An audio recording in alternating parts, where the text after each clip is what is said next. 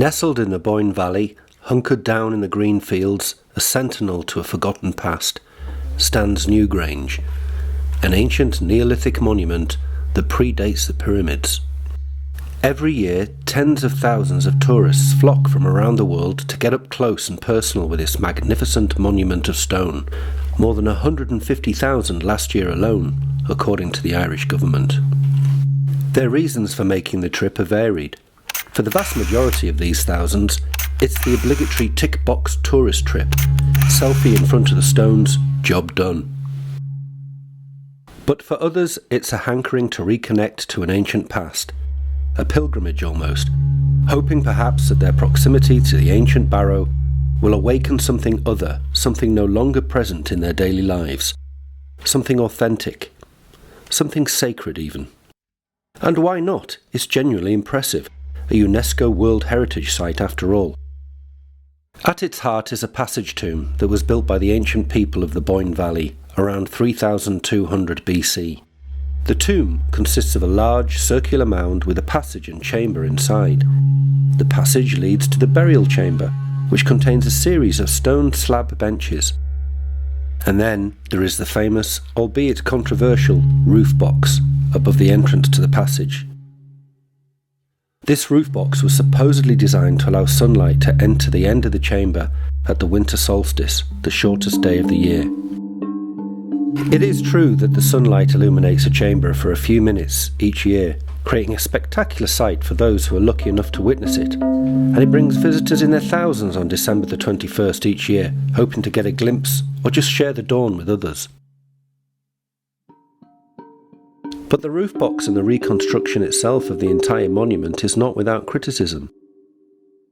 It was, after all, the informed guesswork of Irish archaeologist Professor Brian Kelly, who painstakingly rebuilt the ruins less than 60 years ago.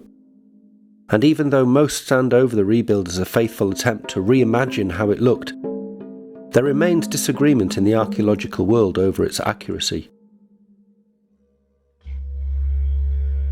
But what if I told you Newgrange had a cousin, another passage tomb, virtually untouched by human imaginings, which also captured the sun to warm the bones of the ancient dead? Less than an hour away along the country lanes to the edges of County Meath is arguably Newgrange's more authentic and dramatic cousin, Loch Crew Cairn.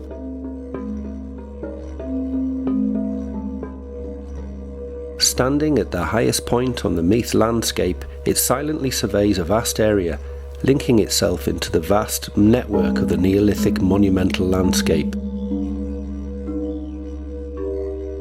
It too has its own sacred days, where geometry, date and astronomical time conspire to pierce its inner darkness. But here at Loch Crew it is the spring and autumn equinox, rather than the winter solstice, where the mystery is revealed. And yet, apart from a seasoned few, it has remained free of the hordes of selfie-seeking tick-box tourists. The small car park can barely take a dozen cars, and instead of a visitor centre and gift shop, there is a recent addition of a misplaced hut near the mighty cairn itself. A steep chain of stairs take the visitor to a wide open pasture used by local sheep farmers, and an even steeper, slippier, grassy stride to the collection of passage tombs, crowned by Cairn T, the pyramidic stone mound at the heart and peak of the climb. To me it is more impressive. It's certainly older, more raw, bleaker, the visitor left with an uneasy sense of the dead, frozen in time and space. And make no mistake, you are surrounded by the dead of that ancient Neolithic people. The cairns at Loch Crew are some of the oldest in Ireland, and are thought to have been used by the people of the same Boyne Valley culture at Newgrange. There are just over 20 documented tombs, many of them still visible and accessible in the landscape. The cairns at Loch Crew consist of a central burial chamber surrounded by a series of smaller chambers and passageways. The burial chamber is usually accessed through a narrow passage and contains a stone slab or table, known as a burial slab, which was used to place the bodies of the deceased. One of the most interesting aspects of Loch Crew Cairn is the presence of an elaborate set of carvings and artworks on the stones themselves. These carvings depict a variety of designs, including circles, spirals, and crosses, and are thought to have had spiritual or symbolic significance to the ancient people who created them. Locals used to tell stories of how the entire monument is the result of a great hag that bestrode the landscape, and rocks that spilled from her sack formed these fog-bound edifices. Because how could it be anything else? How could a people haul rock after rock up these slopes?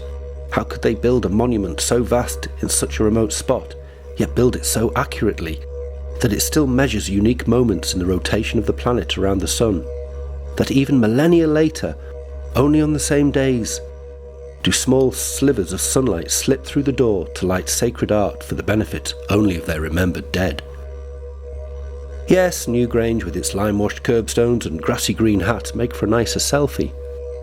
But if you want a deeper sense of self, visit its older cousin,